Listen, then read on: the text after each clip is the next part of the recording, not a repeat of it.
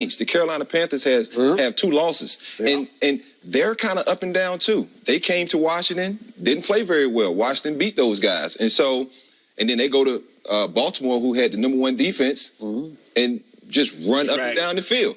And so the NFC to me is wide open. Obviously, the Saints and the Rams are the 2 teams that are, like I said before, kind of staking their claim for supremacy, but it's still wide open. There's still a lot of teams, even Green Bay coming off this loss, even Green Bay still has a chance because those teams that I see that are right there on the line, Skip, they got 4 losses. They got 5 losses. So you still have a chance because the only team who's really running away with it or with their division is the Rams. Oh, I forget about Green Bay because they got the best quarterback in history. That's unnecessary. We're not talking about that. We're talking about NFC but just teams. NFC as a whole, it's still wide open, I feel, for a lot of teams. If they can, like, even the Falcons, the game scared me because I think the Falcons are a better team than they've played. And I said, man, if they come into Washington and win, they have a chance to go on a little bit of a run. Their defense haven't been playing very well. They're not healthy. They're banged up. And so if that team can continue to do what they do, man, the Falcons got a chance to keep going and keep winning games.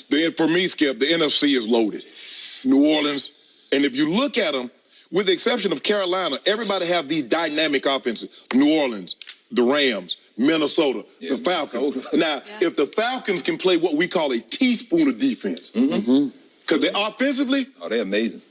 Man, when they go to that 3 wide receiver set with Julio and Ridley and Sanu, and you can still run the ball with Ito Smith and Tevin Coleman, and Hooper is a very good tight end, and Matt Ryan is dealing. Matt Ryan is dealing. But those 2 big dogs, New Orleans and the Rams, they're explosive. They can hit you in a wave. Cam is playing unbelievable football. We're not talking about him because Drew Brees has been so phenomenal.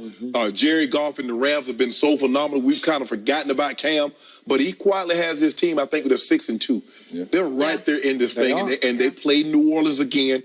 The Eagles, I believe, coming off their bye, they're about to take off. There's a lot to be determined in that division because they got the Cowboys twice, they got Washington twice.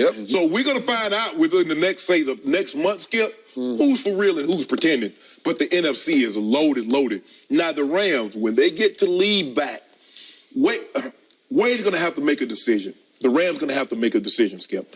I know how Wade wants to play defense. He was my head coach. He's my defensive coordinator for a number of years.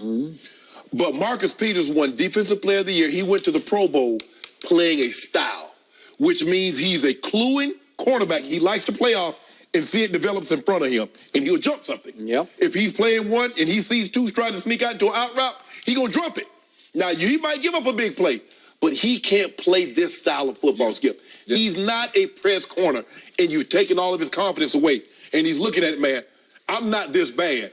And he's looking at, okay, I'm going to make $12 million. Now I'm down to $11 million. Now I'm down to 10. Now he's going into his money. And he reminds me so much of Asante Samuel. You talk about a guy being able to play off coverage and read quarterbacks, read routes, and kind of use his mind and that route recognition to make plays. Shannon's absolutely right. Marcus Peters is not trying to go up there and fight you and press, but you can see he's trying. He's trying to do exactly what they want him to do, and in doing that, he's not looking very good. And I've been in that situation where coaches wanted me to play this way, and I'm like, Coach, I want to play off.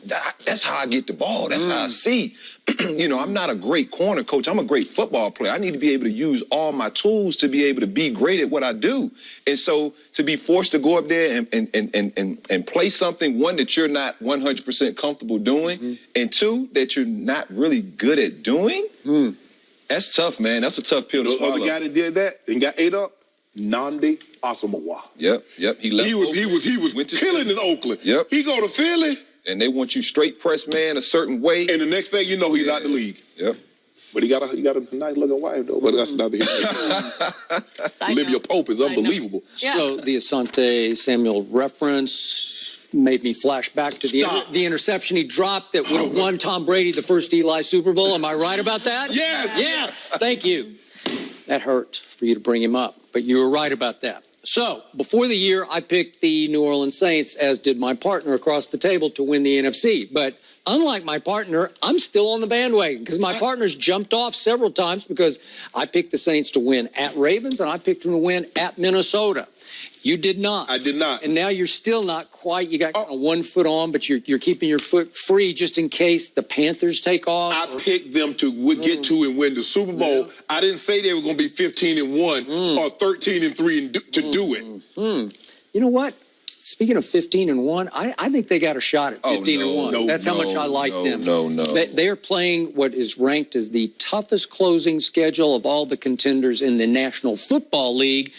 And yet I look down at Cincinnati. They can win that. Eagles home. Yep, they can win that. Atlanta on a Thursday night. Yep, they can win that. New Orleans at Dallas. I don't know. That's probably pretty tough. Yeah, they'll win that one for sure. At Bears. This team can win on the road. I think they can win that. This is the only one I don't think they can win at Panthers on Monday night. That's tough. I mean, Bears on the road, you might skip it. You know, it might be minus. I don't know if they go into Cincinnati next week and win. Okay. Well, no AJ Green. You think Cincinnati can beat it without AJ? Man, Cincinnati's going to play inspired football, man. Then they have to finish New Orleans at home, Steelers and Panthers at home. So they got Panthers 2 the last 3 weeks. And they got Falcons again, right? Yep, they got Atlanta. On a Thursday night. Yep. So the point is, it's tough, but I think this team is rolling because this team is balanced. For the first time in a long, long time, they are balanced. You pointed out yesterday, they did run it 34 times. They had to throw it 36 because it became somewhat of a shootout. Right. But still, 34-36, that's not exactly Sean Payton, Drew Brees kind of football. Yeah. And what did they do when they went to Baltimore and then to Minnesota? They ran it a combined 68 times to 54 passes in those 2 road wins. Is that New Orleans football that we used to? No, that's not what they used to do. I mean, usually you have to go all the way back to their Super Bowl year to see them balance like this. Well, the thing is that what Sean Payton does is that when you're on the road, crowd noise become effect, and you don't want to get your quarterback hitting the ball, get out. So let's run it. And especially, he would have preferred to run it yesterday.